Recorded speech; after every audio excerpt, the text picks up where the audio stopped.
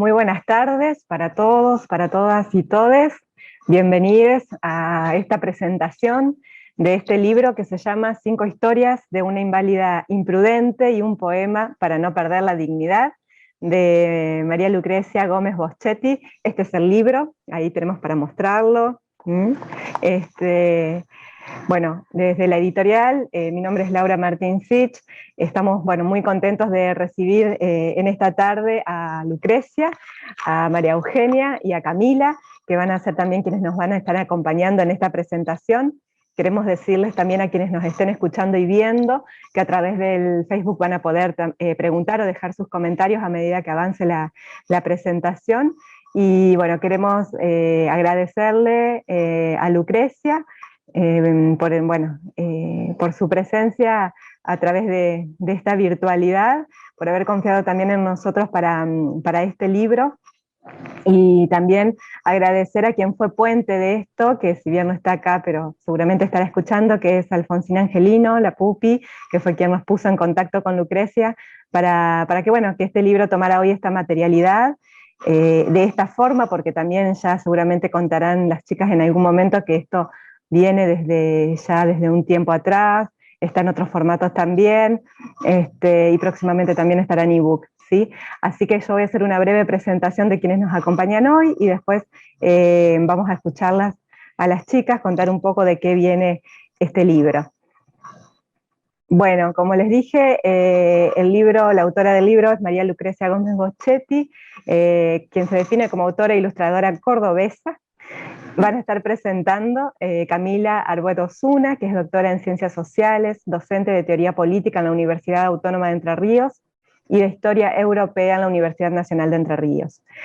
Publica, investiga, dicta seminarios de grado y posgrado sobre teoría política feminista e historia de los feminismos, y es autora del prólogo de este libro. Bienvenida Camila y muchas gracias. También nos va a acompañar María Eugenia Almeida, licenciada en Trabajo Social, docente, investigadora y extensionista en la Facultad de Trabajo Social de la Universidad Nacional de Entre Ríos, activista en el campo de la discapacidad. También bienvenida María Eugenia, muchas gracias por acompañarnos esta tarde. Y bueno, les dejo la palabra a ustedes para comenzar con esta presentación. Bueno, hola, buenas tardes. La verdad es que para mí es muy lindo, es hermoso poder participar de esta presentación en el contexto de la publicación de este libro de Lucrecia, que como bien decía Laura, es un libro que conocemos desde hace un tiempo y que por suerte hoy se materializa también en su formato físico, ¿no? Esa forma que el libro por ahí, digamos, extrañamos y volvemos a necesitar ese contacto con lo físico para encontrarnos con la lectura también en distintos lugares, en distintas partes de la casa, en distintos lugares, en distintos espacios públicos, por ejemplo, lo cual cuando uno se maneja con otro tipo de dispositivos es más difícil. Entonces, bueno, la verdad es que es una alegría, Lucrecia, que hayas querido y que se haya podido concretar este proyecto, porque me parece que te aporta, nos aporta, y es una forma de hacer circular también la palabra de una manera, digamos, más pública, y me parece más bella, para decirlo sintéticamente. Así que eso en principio, felicitar y agradecer también la invitación.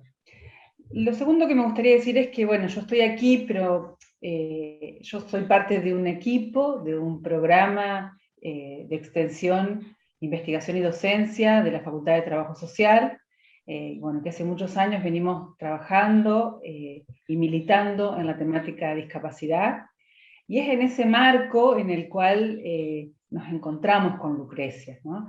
No nos encontramos personalmente, yo personalmente o Alfonsina, sino que nos encontramos con Lucrecia porque como equipo, como grupo, venimos intentando no solamente trabajar, sino escuchar, digamos, y ponernos en contacto con aquellas voces de personas con discapacidad que tienen algo para decir. no solamente académicamente, que también, y es muy interesante, muy importante, cómo las personas con discapacidad hoy empiezan a producir sus propios textos académicos, y es central para poder pensarnos, ¿no?, en este activismo que compartimos. Pero no solamente, digamos, el discurso académico, sino, como en este caso, un discurso literario, ¿no? El discurso de Lucrecia, que es un discurso literario y que es un discurso político, por lo menos desde nuestra perspectiva, por los efectos que produce encontrarse con esa narrativa, con esa vitalidad que hay en el libro, y con esa irreverencia que el libro muestra, de todas maneras, hacia todos los wines, para decirlo de alguna manera. Lucrecia no deja nada sin subvertir un orden pensado como tal, no solamente vinculado a la discapacidad, sino a la discapacidad en relación con el espacio público, con la sexualidad, con el ser mujer.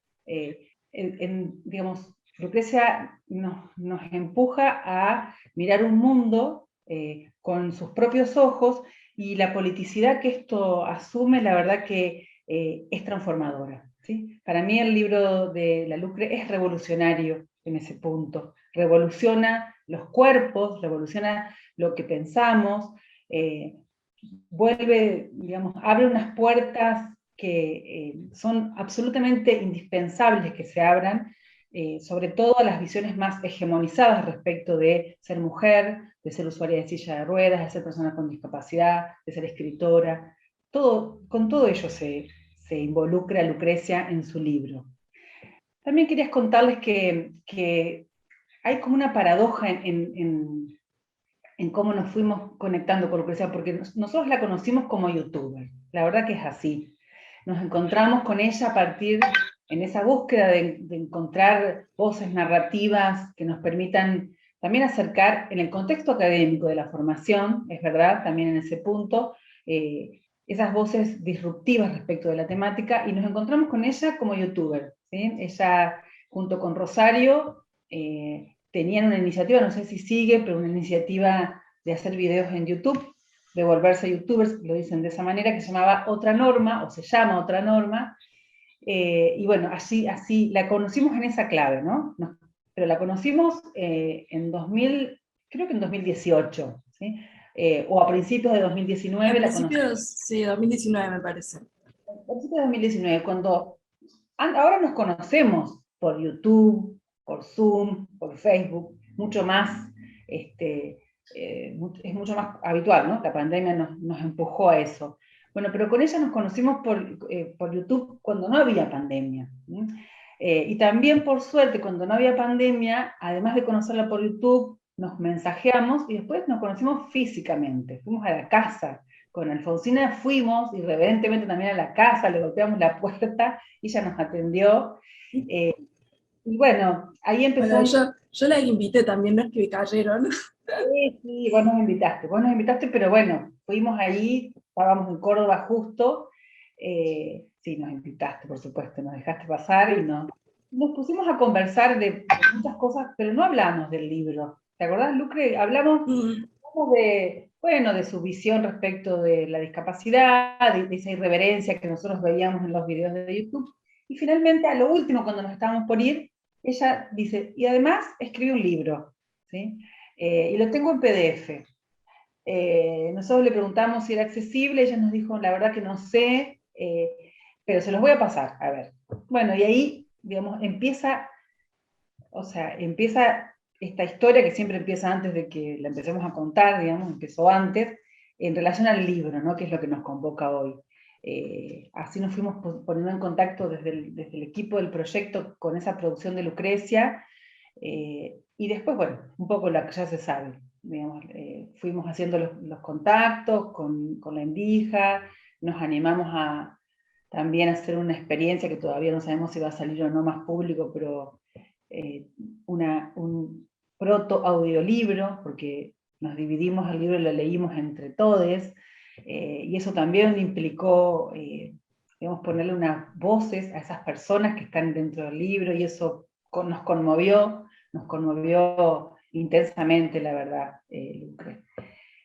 También me parece que cuando nos encontramos con esta producción de Lucrecia, pudimos también advertir nosotros, y no sé qué pensarás vos, Lucre, pero que la forma de producir literatura, de producir lo que vos nos regalás hoy con este libro, además de hacer una forma claramente de hacer política, digamos, ¿no? Es una forma de activismo. El otro día conversábamos y vos dijiste, yo no sé si soy activista o no, digamos, existe esa distinción, y a mí me quedó dando vueltas esa idea tuya, y me puse a pensar en algo que estoy leyendo un libro, el último libro de Sara Met, Vivir una vida feminista, y ella dice una cosa que, digamos, que me hicieron eco las palabras de Sara en tus palabras, y voy a leer un fragmentito porque me parece que tiene que ver con, bueno, ¿qué es ser activista? ¿Sí? Sara dice, no toda presencia feminista puede detectarse con tanta facilidad. Un movimiento feminista no siempre se manifiesta en público. Un movimiento feminista puede suceder en el momento en que una mujer explota porque ya no puede más. En ese instante en el que ya no puede soportar la violencia que satura su mundo, un mundo. Un movimiento feminista puede producirse cuando se amplían las conexiones entre aquellas personas que reconocen algo, las relaciones de poder, la violencia de género, el género como violencia, como eso a lo que se oponen, incluso si se valen de palabras diversas para nombrarlo. Si pensamos en el lema del feminismo de la segunda ola, lo personal es político, podemos pensar que el feminismo sucede justamente en los espacios que han sido históricamente etiquetados como no políticos, en los acuerdos domésticos, en el hogar. Cada habitación de la casa puede convertirse en una habitación feminista, en quién hace qué y dónde. Lo mismo puede ocurrir en la calle, en el parlamento, en la universidad. El feminismo está donde sea que tenga que estar, el feminismo tiene que estar en todas partes. Yo pensaba, si cambiamos la palabra feminismo por activismo, claramente podríamos pensar que sos una activista desde el momento en que tomaste la computadora, iba a decir la pluma, pero eso sería, ya no sé, del siglo XX o económica, no sé, y empezaste a producir, digamos, tu activismo desde la palabra y desde la literatura. Y me parece que eso es lo que hace falta, que nos hace falta, ¿sí? Como activistas del campo de la discapacidad, como activistas feministas también, poder reconocer que el activismo deje de tener características estrictamente capacitistas para pensarse, y que el activismo tiene muchas formas, muchos cuerpos, muchas estrategias, y que la apuesta nuestra como activistas del campo de la discapacidad y como feministas debería ser estar sensibles, ¿sí? Estar sensitivas a poder captar las distintas maneras y los modos en que el activismo se produce y emerge de manera absolutamente, a veces, impensado. Entonces, yo diría que la Lucre como activista, ¿sí? Nos regala este libro y nos ofrece una visión de ella misma, en la cual está bueno que cada una nos podamos reconocer. Muchísimas gracias. Buenísimo, muchas gracias, Euge. Coincido completamente con Amber Euge. Bueno, buenas tardes a todos, todas, todes quienes estén viendo, y ustedes, muchachas, otra vez. Muchas gracias por esta invitación. Es un gustazo que haya salido el libro, y la verdad que estoy muy, muy contenta porque es un libro que se lo recontra merece. Está muy bellamente escrito, con una sencillez que conmueve. Y a su vez es un libro súper audaz, sin hacer gala de esa audacia. Me parece que en todo caso es un mérito que tiene, que se expresa más que nada en el placer, digamos, que se expresa en las ganas de mostrar qué bien que la está pasando mientras cuenta una anécdota tras otra, y como dice en esa introducción, Nirvana, su historia a través de anecdotarios, a través de las cosas que siente que de algún modo hicieron girar una vez más la vida, y está buenísimo. Cuando Alfonsina y María Eugenia, Pupi Maruje, me invitaron a presentar el libro de Lucre, yo no la conocía, me lo mandaron y dijeron, bueno, fíjate si te parece, no sé qué, bueno, quedé enganchadísima. Y estuvo bárbaro, porque esa presentación fue el corolario de unas jornadas, una actividad que ellas armaron desde ese grupo que hace tantas cosas a la vez y todas de muy buena calidad, impresionante, que se llamaron Conversaciones para un pensamiento incómodo, y la presentamos en octubre del 2019, y fue realmente muy movilizante. Fue hermoso, de hecho, bueno, empezamos a entablar ahí como un vínculo mientras estaba sucediendo la presentación, digamos. Y a partir de ahí después Lucre me dijo, che, de hecho a partir de ahí, cuando salíamos de ahí, nos íbamos a comer algo en un hotel, antes de eso me dice Lucre, ¿y vos no querés convertir eso que hiciste en un prólogo? Y ahí está el prólogo, que ustedes, si se tientan con el texto, que realmente vale muchísimo la pena, bueno, se van a encontrar ahí. Entonces, cuando ahora pensaba la presentación esta, no quería repetirme, pero me cuesta bastante, pero como el público se renueva, lo que quería mencionar eran tres cosas, tres tópicos que pensé en ese prólogo, y que en todo caso simplemente se los voy a comentar, que son como tres claves de lectura que me parecen muy, muy tentadoras. El prólogo yo lo llamé El placer por o en el peligro, eso parafraseando a la activista prosexo de las guerras del sexo, Carol Vance. Y elegí esa paráfrasis en primera instancia porque creo que todo el texto, a lo largo de sus 5 relatos y su maravilloso poema final, que sirve de epílogo, hace una suerte de apología del peligro, ¿no? Pero no una apología tonta, de animarse simplemente, digamos, a que nos pasen cosas, sino una apología del peligro como principio de acción, digamos, para poder salir de la estructura capacitista, normalista del cuidado, y de lo que se presupone el cuidado de una persona tullida. Lo que hace Lucre, me parece, es como redoblar la apuesta y dice, bueno, para salir de mi casa lo apuesto todo, ¿no? ¿Y qué sería el peligro para mí? O sea, me parece que eso, como singularizar la pregunta, subjetivarla, no pensar genéricamente en una idea generalista del peligro, de situaciones peligrosas de forma para todos, que es una cosa burda y también violenta, también relativiza la propia idea del cuidado, digamos, es como un parangón entre ambas cosas. No todos necesitamos ser cuidados del mismo modo, y ahí hay como una borradura que está buenísima y que da mucho, mucho para pensar, sobre todo en pandemia, digamos. Creo que esa es una pregunta que se ha reactivado muchísimo, que es ¿qué es cuidar en pandemia? ¿Cómo nos cuidamos? ¿Qué presupone que el otro se cuide, la otra se cuide?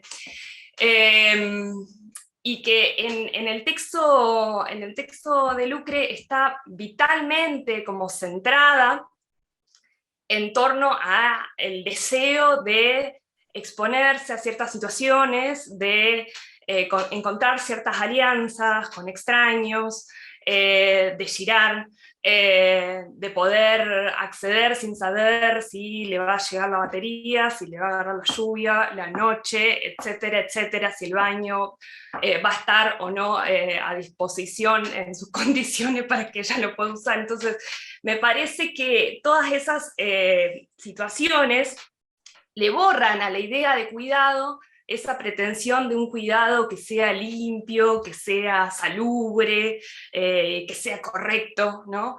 Y le pide a sus vínculos, sobre todo a sus amigas, que muchas veces también un poco se asustan, y que sean aliadas de algún modo de esa vida vivida en sus propios términos. Me parece que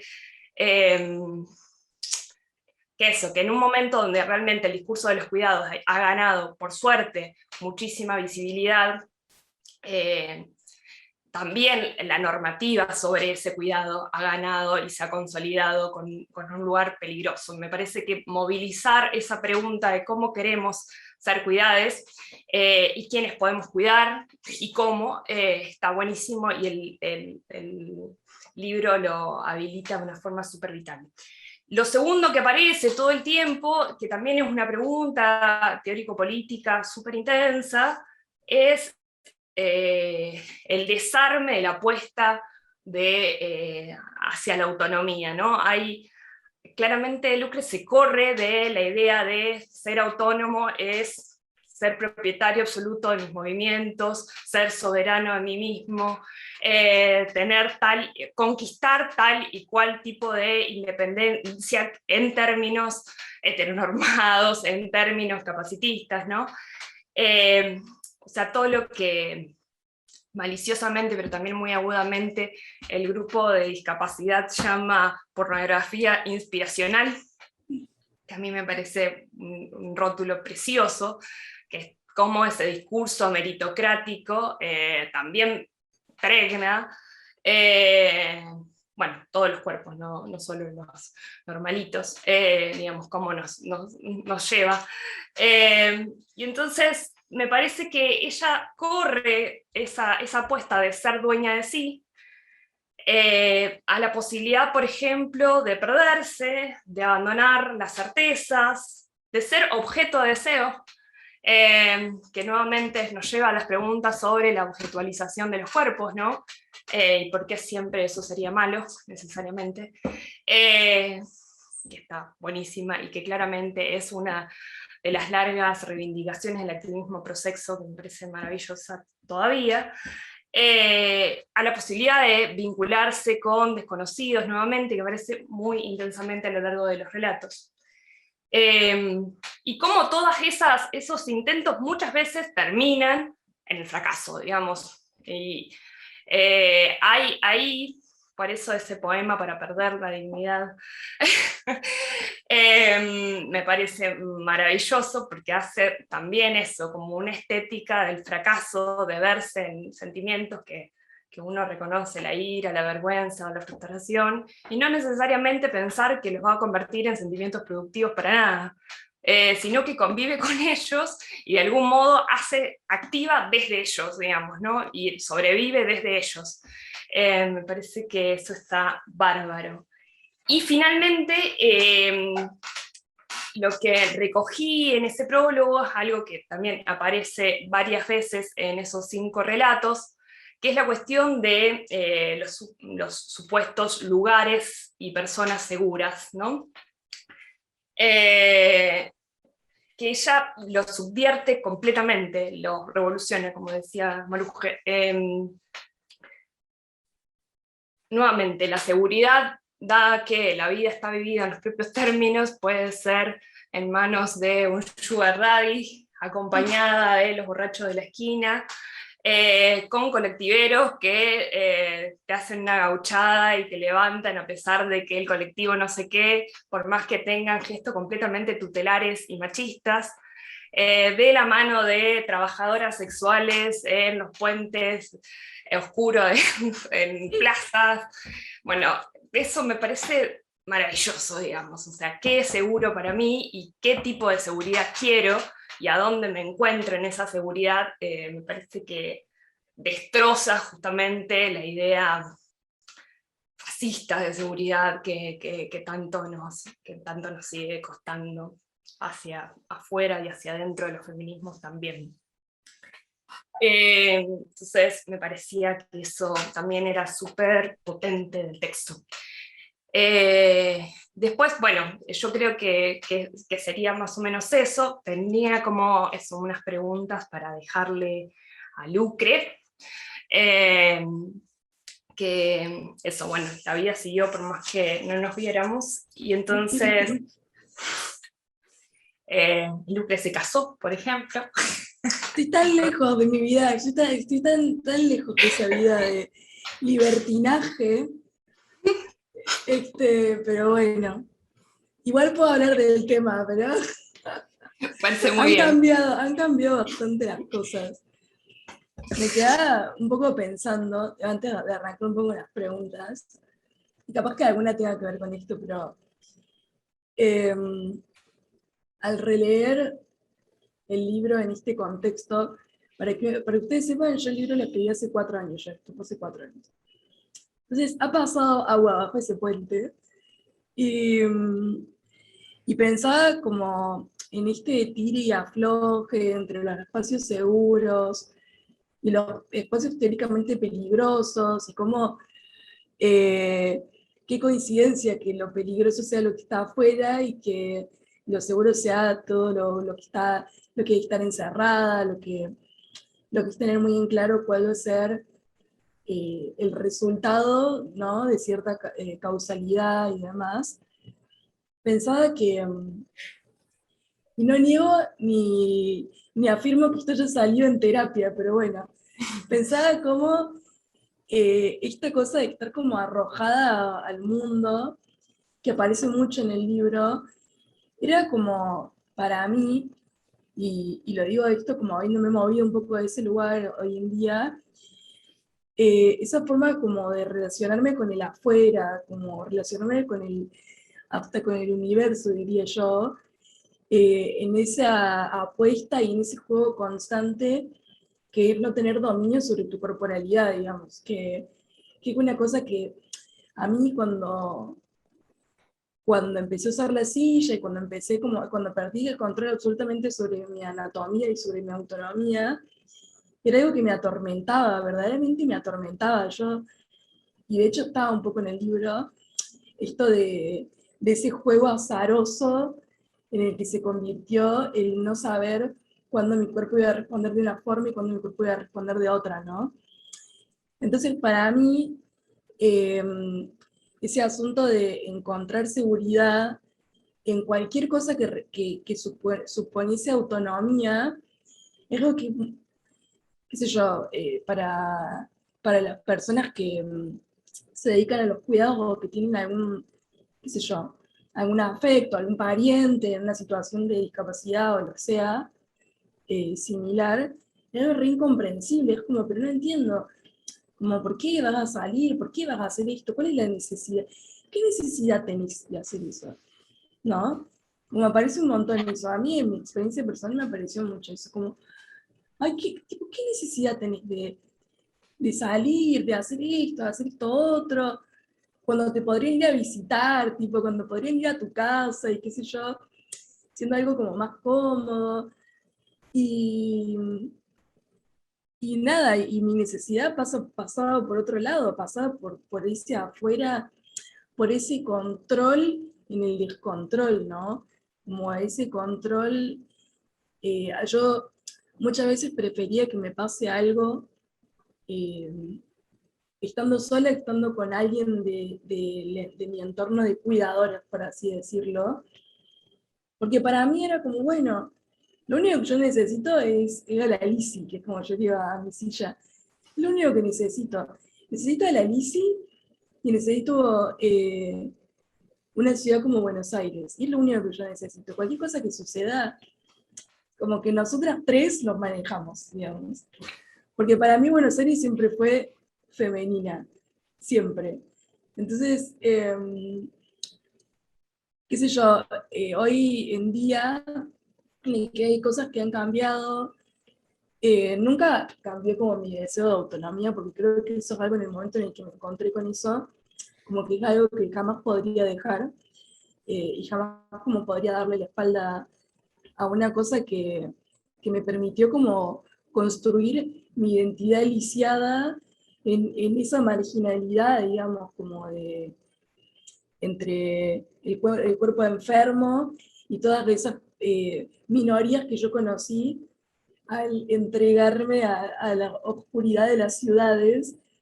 Y, y no sé, hoy leo el libro y siento que es una radiografía muy fuerte de el habitar el cuerpo lisiado entre las ciudades de mierda y las ciudades que me gustan, ¿no?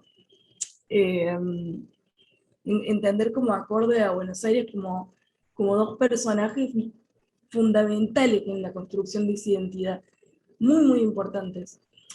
Y hoy en día, como viviendo todo este contexto de pandemia y entendiendo que capaz, o sea, yo la realidad es que desde que arrancó la pandemia como que no salí más, tipo, como que no anduve en ninguna, eh, porque también de repente posicionarme yo como cuidadora de mi entorno, al no hacer cualquiera, digámoslo, me pareció increíble como de repente un montón de personas hablando del encierro y de los efectos que tiene sobre la salud mental, y de qué terrible que no te dejen hacer esto, que no te dejen hacer esto otro. Y yo pensando para mis adentros, bienvenidos a la vida de un discapacitado, chicos. O sea, digo, bienvenidos a un entorno hostil que además el motivo por el cual no te deja salir es por tu bien, digamos. Y me parece que de alguna forma, bueno, es algo que he hablado y como que ha sido parte de mi producción de este último tiempo, en términos como de producción textual, poder, o sea, ni en un millón de años yo pensé cuando estaba escribiendo ese libro que iba a poder hacerle entender de una forma tan particular como vivir una pandemia, esa sensación de, mira, vos no podés hacer esto y si vos lo haces, como sociedad vamos a juzgarte por tu propio bien. Y no quiero que esto se lea como un discurso anti-pandemia o anti-cuarentena, porque para nada, pero digo, el sentimiento es tan análogo, es tan similar, que de repente es como, siento que el libro salió en el mejor momento posible, porque primero creo que, no sé, como que la gente se está permitiendo eh, leer la literatura disca, lo que yo le digo. Este año salieron, este año el año pasado salieron libros súper importantes en cuanto a literatura disca, eh, encima del interior, o sea, la verdad como, no sé, como re importante, como voces súper importantes respecto a la discapacidad y a y a la forma en la que todos habitamos de manera distinta, digamos, esa discapacidad.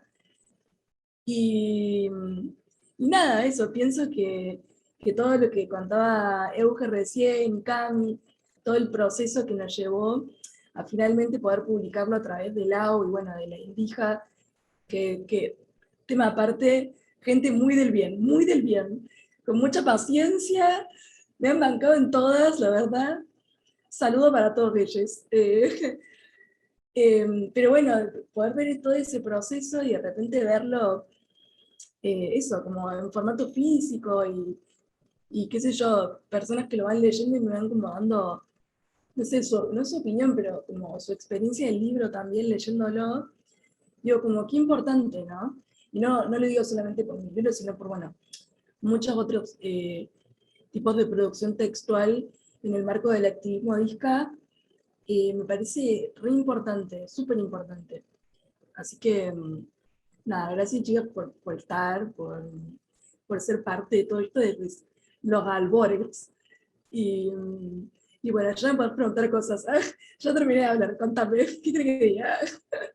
No, yo te decía que eso, si vos querías contar alguna de las cosas que estuvimos charlando el otro día sobre el vínculo ese que vos estás intentando armar nuevamente, activar nuevamente entre activismo, disca y pandemia, esto que hablábamos, el estrecho del mal, no me acuerdo. Sí, el trecho de la muerte. El trecho de la... Bien, efectivamente, digamos, cómo ahí se han ido armando otros lazos en el medio de ese encierro que efectivamente por ahí nos coloca un poco cerca de qué sería esa responsabilidad social y cuáles son también no sé si los daños, pero sí los imperativos bastante violentos de esa responsabilidad social, que bueno, que no podemos, por otra parte, eludir tampoco, ¿no? Para mí una cosa que, bueno, a mí me pasa, bueno, y ustedes también, ahora no sé si están todas en Paraná, creería que sí, pero cuando fui en el 2019 a Paraná, Paraná es un mundo aparte, realmente es tremendo. Porque la ciudad en sí misma, no hay no vi una rampa, chicas, no vi una. Pero después fuimos a la facultad de trabajo social y es Suiza, o sea, es tremendo, como que es muy progre, está readaptada, baños sin género, yo dije, qué bárbaro.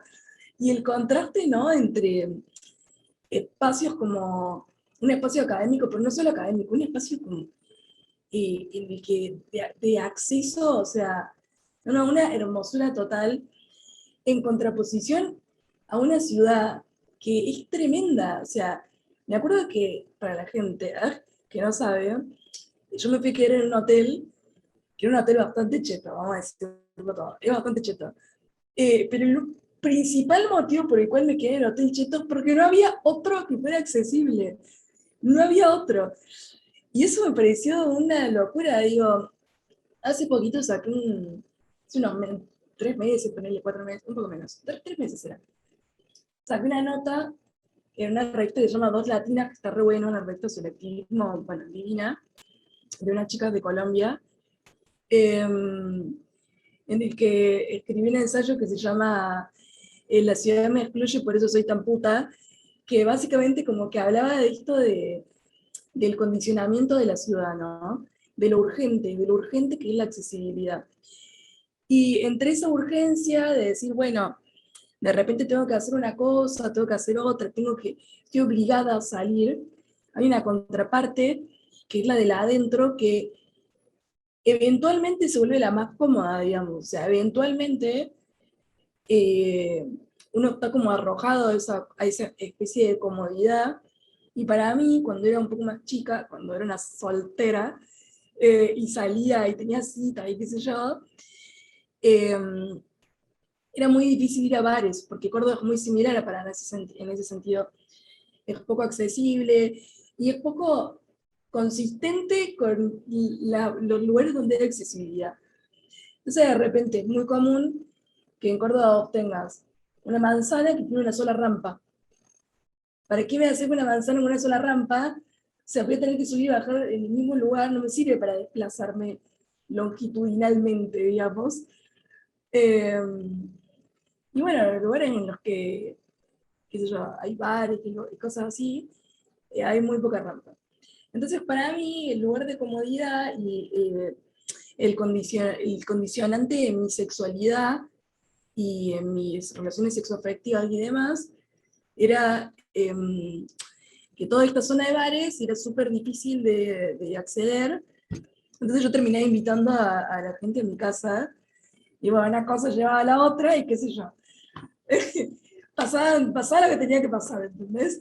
Y de repente como me reconocí a mí misma, todo esto con el diario del lunes, claramente, no en ese momento, pero me reconocí a mí misma como adoptando cierto carácter sexual, con una cuestión como libertinaje, diría el padre, eh, muy condicionado por la falta de rampas en los bares. O sea, me parecía increíble hoy cuando lo pienso, y pienso cuánto de mi personalidad, de mi identidad disca, de, qué sé yo, de muchas cosas que tienen que ver con mi construcción personal, están dadas por ese tipo de cosas, por ese como determinismo, hasta determinismo urbano, por así decirle, y pienso cómo le afectará a otras personas.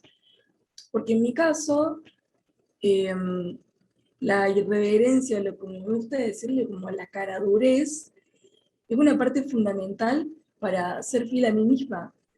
Y digo, qué increíble como el rol que juega el urbanismo en eso. Y este último tiempo, bueno, desde que escribí el libro hasta ahora, o sea, hace 4 años, yo ya planteaba un problema que tenía hace tiempo, que era la falta de rampa en un lugar muy específico de mi barrio, al cual yo llamo el Trecho de la Muerte, que es una avenida que tiene un cruce que del otro lado no tiene rampa. Entonces yo, la rampa más próxima que yo tengo, para ir a Ciudad Universitaria, que es donde yo voy a la facu, tengo que hacer 1,5 cuadras con autos que me vienen de atrás de la avenida. Yo cada vez que iba decía, ¿será hoy el día en el que muero en este cruce de mierda porque no hay una rampa? Encima, como que el cruce está justo en un triangulito que no pertenece a Ciudad Universitaria, o sea que no es como territorio nacional, y tampoco pertenece al territorio municipal. Entonces nadie quiere hacer la rampa. Tipo, nadie dice, bueno, esto está dentro de nuestro planeamiento. Un triángulo, no saben lo que es, chicos. Un triángulo sin patria, le digo yo. Porque verdaderamente nadie se hace cargo de eso. Entonces, de repente, yo miraba, o sea, planificaba como ir a distintos lugares, porque no solo el 13, que es el colectivo que yo tomo, que es el único colectivo que está la línea completa adaptada, que se toma en Ciudad Universitaria. Entonces yo, hasta para tomar el colectivo tenía que hacer el trecho. Una cosa muy frustrante.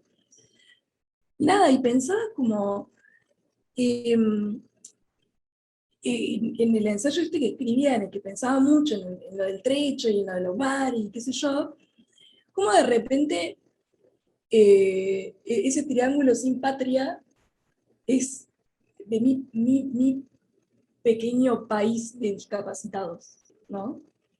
Como que pensaba en la discapacidad y en los límites entre los bípedos, como decimos nosotros, y los discas. Ese límite pareciera ser no una cuestión, un límite geográfico, como los que separan ciudades, países y departamentos, sino es un límite que pasa por la discapacidad, por lo que uno puede y lo que uno no puede hacer. Y encontraba lugares en mi topografía diaria que decía, esto es de mi patria y no es de la patria de los demás, ¿no? Como pensaba en el triangulito donde no hay rampa, y pensaba en los lugares que yo tengo que obligadamente transitar para poder llegar a otros lugares. Y eso, y lo pensaba como yo le digo mi pequeña patria, ¿no? Como esos pequeños espacios que no sé, a fuerza de que no hay otros, a fuerza de que tengo que transitarlos sí o sí, se vuelven como los lugares a los que yo voy, pero que no van los demás, tipo, los lugares que yo y mis compañeros viscas tienen que obligadamente utilizar, pero también pero son invisibles, es como todos habitamos un país invisible para el que camina, para el que se maneja, para el que puede tomar el taxi, para el que puede tomar el bondi sin rampa. Y bueno, frente a todo eso que tiene como una doble cara, porque es una cuestión pragmática. Para ir a tal lugar necesito esta rampa, necesito este colectivo, lo que sea, y las posibilidades dentro de lo que yo puedo hacer o no puedo hacer, puedo pagar o no puedo pagar, porque ser disca es re caro, es carísimo ser discapacitado. Pensar en estas posibilidades, entonces, como soy una mandada, me metí en un grupo de feministas que son increíbles, una bolsa de trabajo, y les dije, chicas, necesito hacer esta rampa, ¿quién me ayuda? Y nada, 20 de mente me mandaron mensajes y me dijeron, vamos y la hagamos. Entonces nos organizamos, estamos en un proceso, quiero decir, todavía no está hecha, pero nos organizamos, conseguimos los materiales, conseguimos esto, conseguimos lo otro, y de repente esa urgencia, yo les decía, quiero que quede muy claro que mi objetivo acá no es bardear ni a la Universidad Nacional, ni a la municipalidad, un poco bardeo, pero no es mi objetivo es construir. Y mi objetivo, una vez delimitada mi pequeña patria, es hacerla lo más grande posible, ¿no? Una rampa, no sé, un colectivo, una línea que sume un colectivo más, o desde mi lugar de producción textual con este libro, con una de estas charlas. Todo es como parte de ese gran objetivo de ampliación de topografía nacional. Y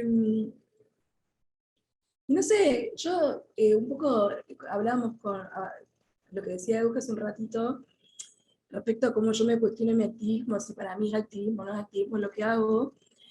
Y esto está en la contratapa del libro, y es algo que yo repito mucho, que yo soy pésima como discapacitada inspiracional, malísima soy. No sé, hago cualquiera, cuento de mis citas, de que si cojo, no cojo, que si voy, que me robo cosas del súper, qué sé yo. Soy una pésima discapacitada inspiracional. Y a mí no me interesa eso. Tipo, nunca me interesó, nunca fue mi objetivo que la gente me mirara y me dijera que me cambiaste la vida, no sé, qué bárbaro, qué arriba. Nunca fue mi objetivo para nada. Mi objetivo es tratar de sobrevivir y siempre lo fue. Mi objetivo es sobrevivir de la mejor forma que puedo. Y si en esa supervivencia alguna persona se siente identificada o alguna otra persona eh, el día de mañana va a un bar y se da cuenta de que no hay ningún acceso, si eso es activismo, bueno, supongo que en ese momento soy activista, no sé, eh, qué sé yo, como pienso, no sé, mi objetivo no es ser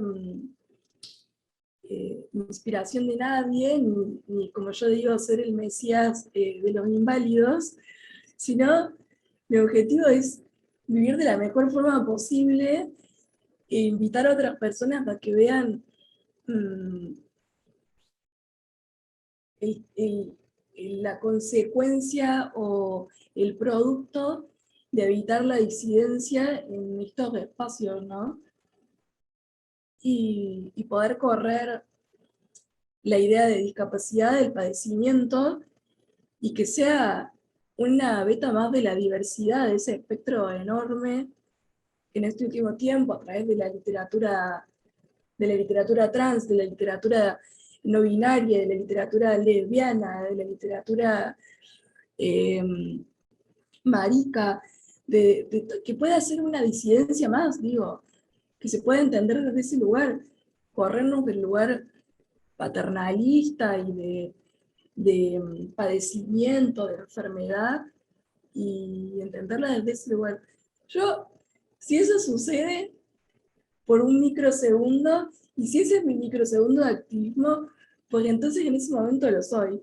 Y cuando no estoy haciendo eso, bueno, no sé, estoy siendo, no sé, Lucrecia, que escribe, que dibuja, que sobrevive, que no sé, que cuida a sus gatos, qué sé yo, una persona más, ¿no? Sí, Lucre, vos querías pasar el chivo de esa literatura disca, de algunos de los textos que estaban girando, ¿los tenés como apuntaditos ahí? Sí, re. Hay dos en particular que quería. Hay un montón y me parece que después podemos hacer una publicación a través del Face de la editorial bueno, de mi Instagram, como para hacer una lista un poquito más extensa. Pero quería recomendar Los Lisiados de Perón, que es una de las lecturas que más me emocionó hasta las lágrimas, esa intersección entre activismo lisiado y, y política me conmueve de una forma. Entiendo que encima es un libro que se escribió y que hace un tiempito y que habla de cuestiones súper lejanas en tanto generacional conmigo, pero me sentí muy, muy identificada, una lectura preciosa. Eh, Ay, se me acaba de ir el nombre de los autores. Bueno, chicos, ¿vos te acordás, Eugen? Los Rengos de Perón y Los es Rengos, perdón, Los Rengos. Alejandro Alonso. Alejandro Alonso, perdón. También lo presentamos en una instancia anterior a la que presentaste vos tu libro. No, anterior o posterior, no, anterior me parece. Sí, Alejandro Sí, Alonso. me confundí por la agrupación, porque la agrupación, bueno, No importa, vayan a leerlo, está precioso, lo puede conseguir por todos lados. Y el otro libro que quería recomendar es de una amiga cordobesa, Flor Santillán, Maldita Lisiada, que habla de discapacidades de un lugar súper interesante de su experiencia. Flor tenía una vida, entre comillas, normal, y un día se despertó con la discapacidad de un día para el otro, de grande, y es increíble a través de su mirada esto de la cuestión de no poder prever cómo va a reaccionar tu cuerpo hoy, mañana y pasado. Nada, es una lectura preciosa de Flor Santillán. También lo pueden conseguir virtual a través de su página. Y, y bueno, eso, dos lecturas que recomiendo mucho. Después paso la lista más larga para que... y también porque es el género, para mí es género ya. Género de literatura disca, pero estamos como en los albores, es como tremendo, es súper revolucionario.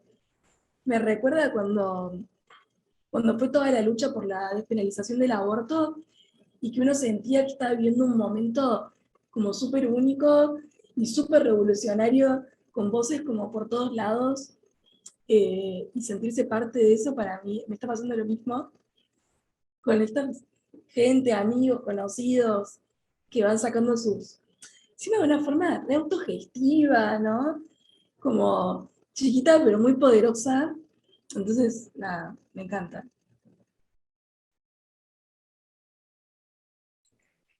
Buenísimo. Che, Lau, ¿vos querés Sí. que leamos el poema como habíamos quedado y cerramos? Dale, ahí les quiero contar que ahí en Facebook hay varios saludos, me parece que también hay familia, Lucre, así que después si querés pasarte por ahí mirar.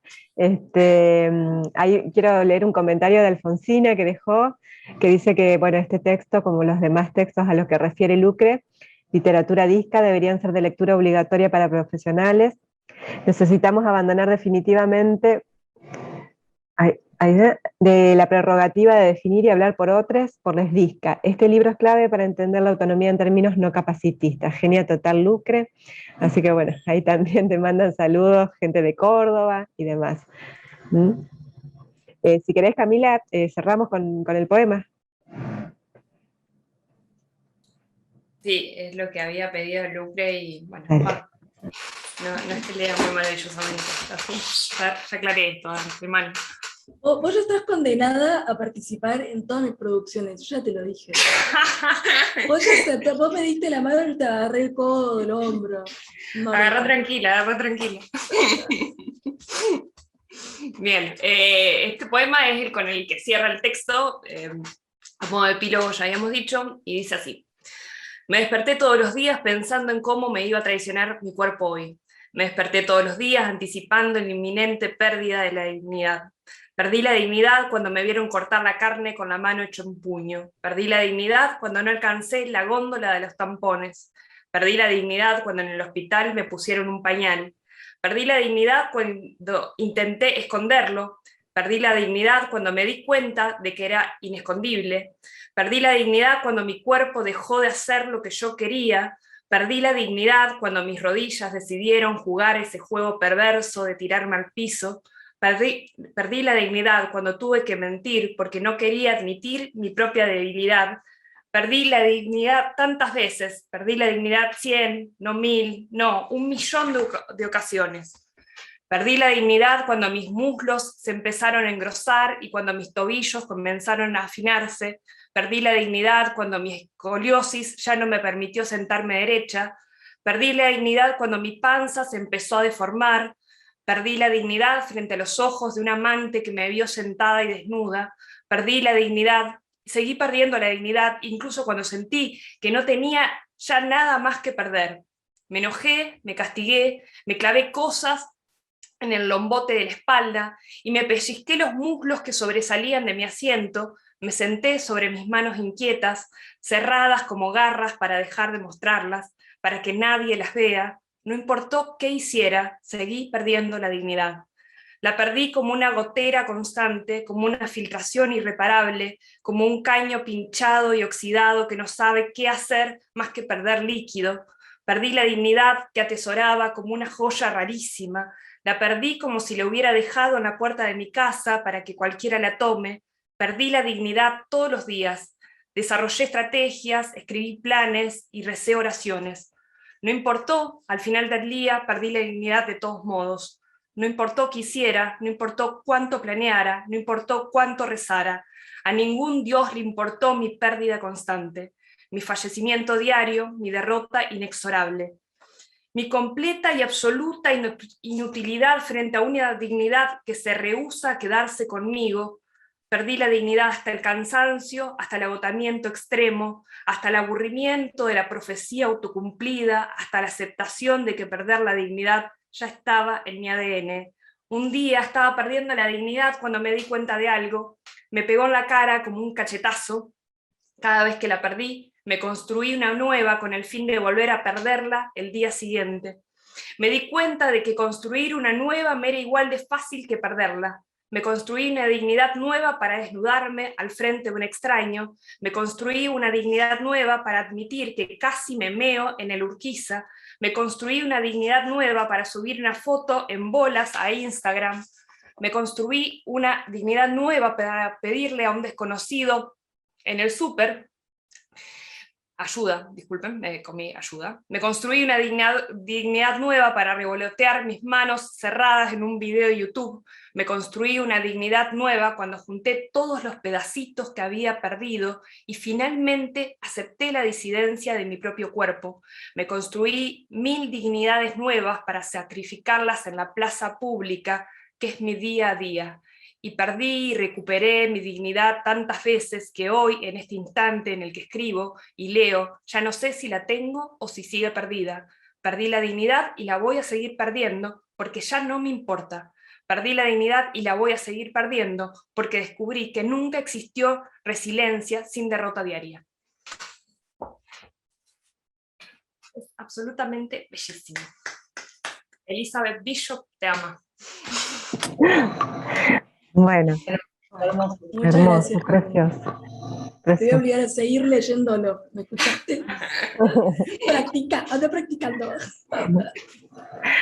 Bueno, no más palabras, agradecer de nuevo, agradecerte Lucre, María Eugenia y Cami por este rato para hablar de esto y para compartir, bueno, esto que ojalá siga ampliando ese territorio que mencionabas, Lucre, también, de todas las formas posibles.